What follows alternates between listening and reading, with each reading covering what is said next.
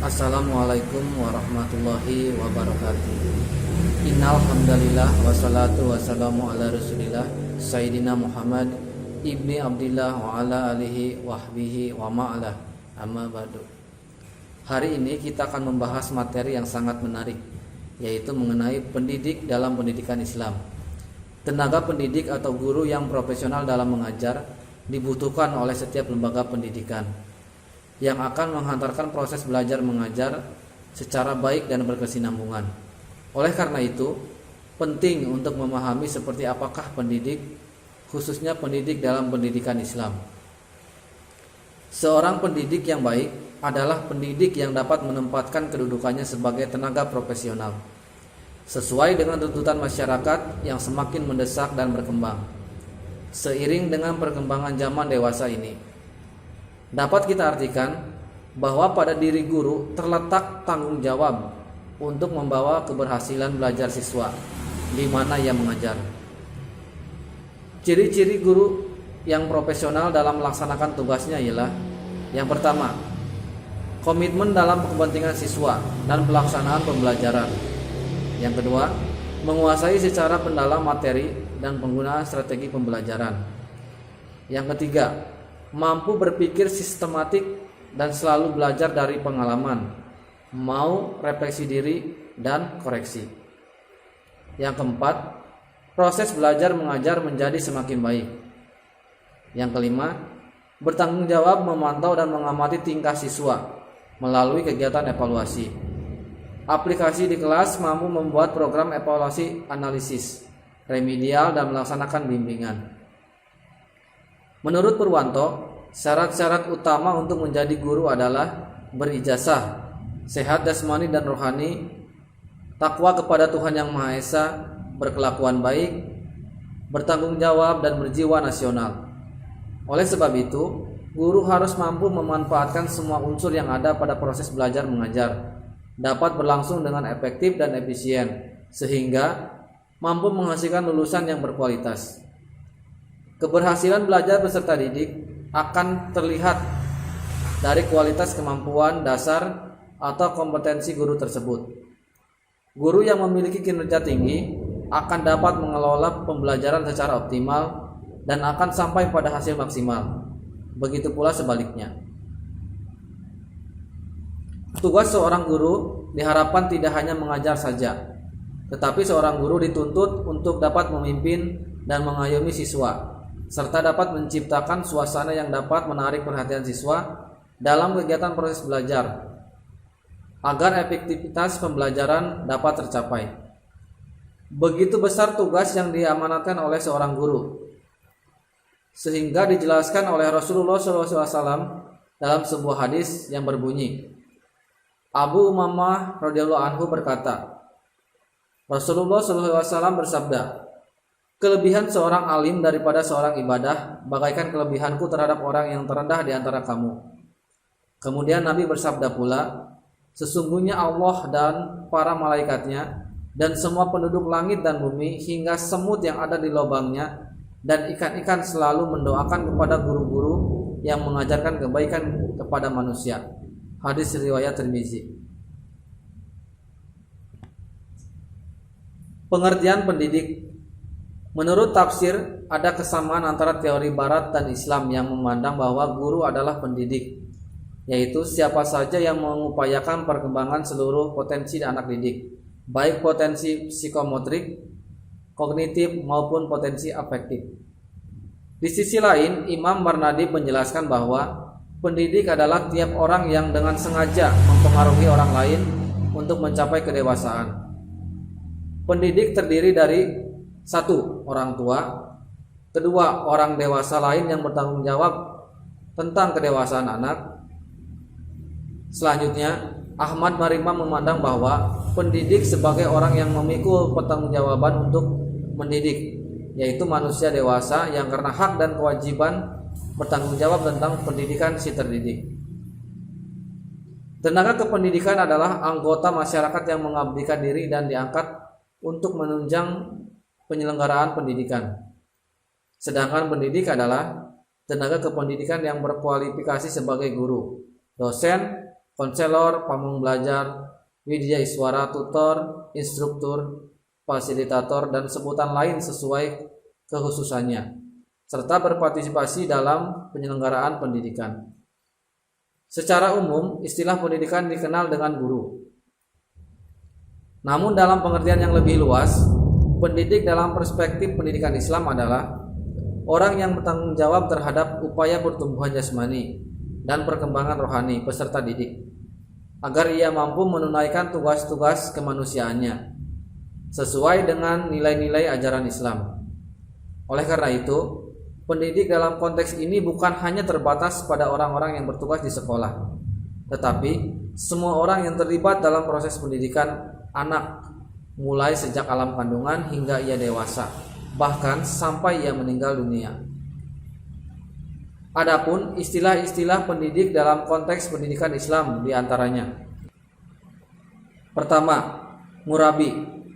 Murabi adalah orang yang mendidik dan menyiapkan peserta didik agar mampu berkreasi serta mampu mengatur dan memelihara hasil kreasinya untuk tidak menimbulkan malapetaka bagi dirinya, masyarakat, dan alam sekitarnya.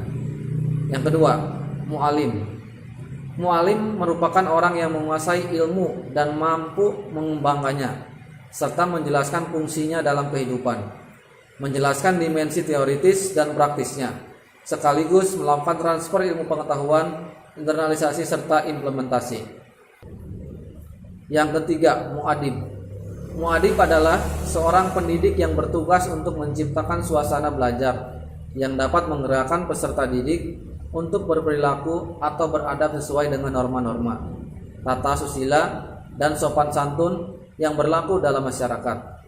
Mu'adib merupakan orang yang mampu menyiapkan peserta didik untuk bertanggung jawab dalam membangun peradaban yang berkualitas di masa depan. Yang keempat, mudaris. Mudaris adalah orang yang dipercayakan sebagai guru dalam upaya membelajarkan peserta didik. Mudaris merupakan orang yang memiliki kepekaan intelektual dan informasi serta memperbaharui pengetahuan dan keahliannya secara berkelanjutan dan berusaha mencerdaskan peserta didiknya, memberantas kebodohan mereka, serta melatih keterampilan sesuai dengan bakat, minat, dan kemampuannya.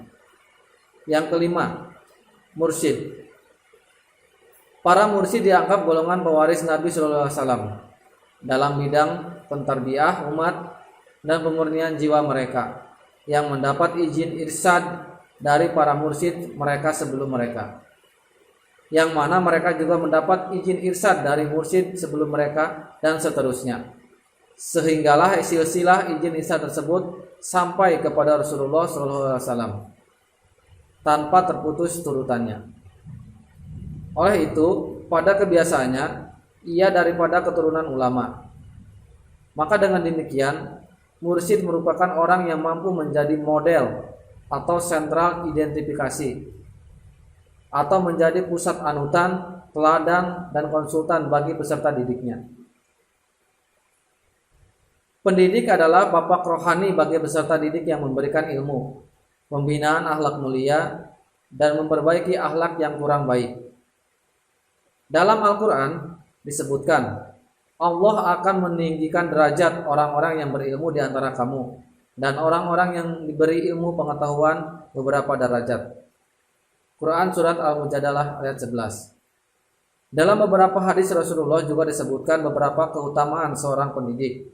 Di antaranya, sesungguhnya Allah yang Maha Suci, malaikatnya, penghuni-penghuni langit dan bumi, termasuk semut dalam lubangnya dan ikan dalam laut, akan mendoakan keselamatan bagi orang-orang yang mengajar manusia pada kebaikan. Hadis riwayat Tirmizi. Siapa orangnya yang diajari suatu ilmu lalu dia menyembunyikan, maka Allah akan memekangnya di hari kiamat dengan kekangan api neraka.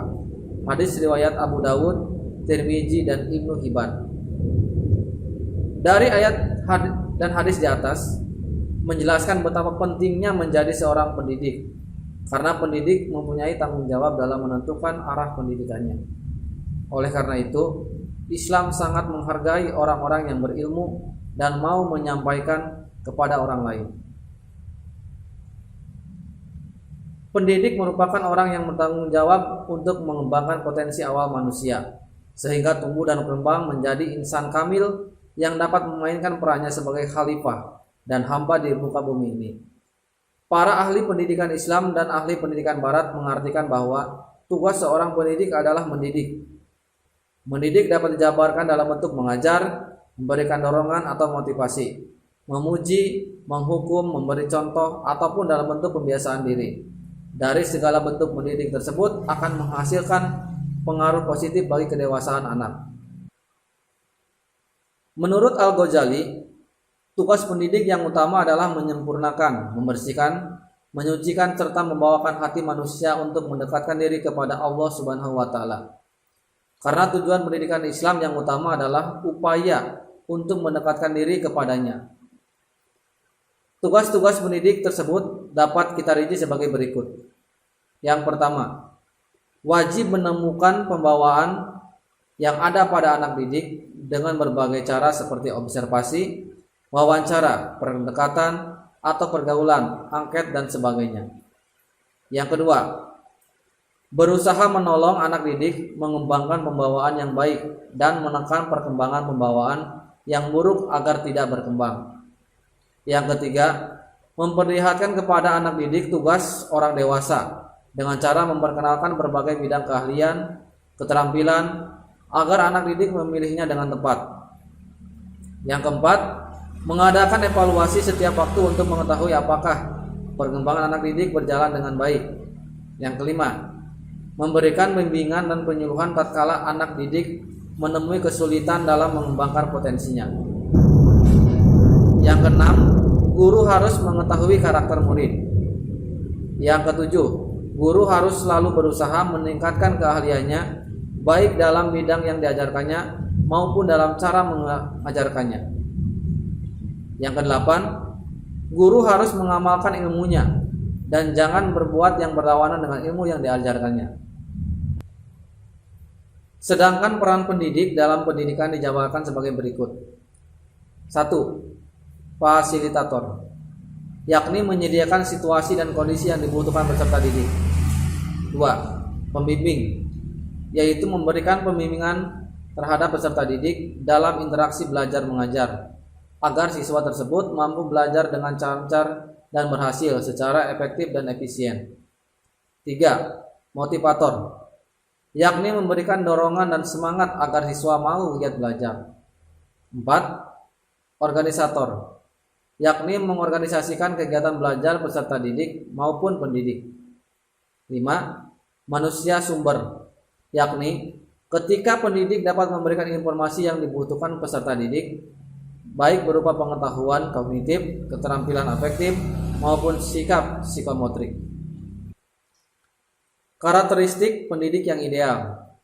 Syarat pertama, menurut Al-Jarnizi, seorang guru harus yang alim tampaknya, tidak perlu diperdebatkan kebenarannya. Jika melihat makna yang terkandung dalam kata alim, idealnya guru memang harus orang yang alim. Kata alim yang jamaknya ulama berdasarkan kajian Dawam pada dasarnya mempunyai arti yang sangat luas, yaitu orang yang berilmu atau ilmuwan, baik di bidang agama maupun non-agama, seperti humaniora, sosial, dan ilmu alam. Artinya, ulama sama pengertiannya dengan sarjana atau cendekiawan. Di sisi lain, kata alim dapat juga disamakan dengan kata ulul albab, ulul al-nuha, al-muzaki, dan al-muzakir. Oleh karena itu, dengan mengacu makna yang terkandung dalam kata-kata tersebut, guru yang alim sesuai dengan kata ulul albab berarti dia harus memiliki tingkat kecerdasan intelektual yang tinggi sehingga mampu menangkap pesan-pesan ajaran, hikmah, petunjuk, dan rahmat dari segala ciptaan Tuhan, serta memiliki potensi batiniah yang kuat, dapat mengarahkan hasil kerja dan kecerdasannya untuk diabdikan kepada Tuhan.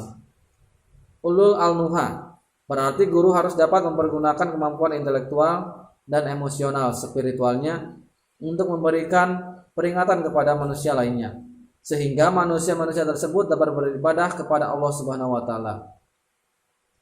Al-muzaki berarti seorang guru harus dapat membersihkan diri orang lain dari segala perbuatan dan akhlak yang tercela. Adapun mengacu arti kata Abu Zakir, maka seorang guru harus berfungsi sebagai pemelihara, pembina, dan pengarah, pembimbing dan memberi bekal pengetahuan, pengalaman, dan keterampilan kepada orang yang memerlukannya. Orang yang berilmu adalah orang yang selalu menghindarkan diri dari segala akhlak dan perbuatan yang tercela, memelihara diri dari kenistaan seperti sifat tamak, mengharap sesuatu dari orang lain secara berlebihan, sehingga tidak menimbulkan kesan yang hina terhadap ilmu dan sifat ilmuwan. Demikian pula orang yang berilmu hendaknya bersifat tawadu atau merendahkan hati tetapi tidak minder, dan jangan bersifat sebaliknya sombong. Dan juga orang berilmu haruslah memiliki sifat iffah, yaitu memelihara diri dari beragam barang haram. Selanjutnya, syarat yang kedua menurut Al-Jarnuji, bahwa guru harus wara. Hal ini jelas mengandung muatan moral. Secara harfiah, kata wara mengandung arti menahan diri, berhati-hati, atau menjaga diri supaya tidak jatuh pada kecelakaan. Di sisi lain, kata wara dapat berarti meninggalkan perkara yang haram dan perkara yang subhat atau meragukan. Yang terakhir, menurut Al-Jarnuji, bahwa guru harus orang yang lebih tua dari muridnya. Hal ini mungkin tepat karena mengingat bahwa posisi guru adalah sebagai pendidik, dan mereka adalah orang yang bertanggung jawab terhadap perkembangan anak, atau karena guru mempunyai makna sebagai seorang yang mempunyai tugas dan tanggung jawab untuk mendidik peserta didik dalam mengembangkan kepribadian baik di sekolah maupun di luar sekolah. Demikian pula bahwa menjadi guru berarti mereka dituntut harus memiliki keahlian sebagai guru, memiliki kepribadian dan integrasi, memiliki mental yang sehat, berbadan sehat, dan memiliki pengalaman dan pengetahuan yang luas. Dengan melihat kedudukan guru serta syarat-syarat yang harus dipenuhi ketika menjadi guru tersebut, tentu saja akan lebih tepat sebagaimana dikatakan Al-Jarnuji bahwa guru sebaiknya orang yang lebih tua umurnya dibanding muridnya. Dalam arti yang lebih luas lagi, kata tua dapat diartikan tidak sekedar lebih tua dalam umur, namun sebagaimana ditambahkan tua dapat juga berarti orang yang banyak pengalamannya dalam segala hal maupun dalam menghadapi anak didik. Dalam konteks ini mungkin sesuai dengan teori revitalisasi budaya yang mengatakan bahwa subjek didik pada hakikatnya adalah orang yang masih perlu mendapat tuntunan, sehingga lebih tepat apabila guru adalah orang yang lebih dewasa. Di sisi lain, menurut Muhammad Atiyah Al-Arbasi menjelaskan karakteristik ideal yang harus dimiliki seorang pendidik, yaitu pertama, seorang guru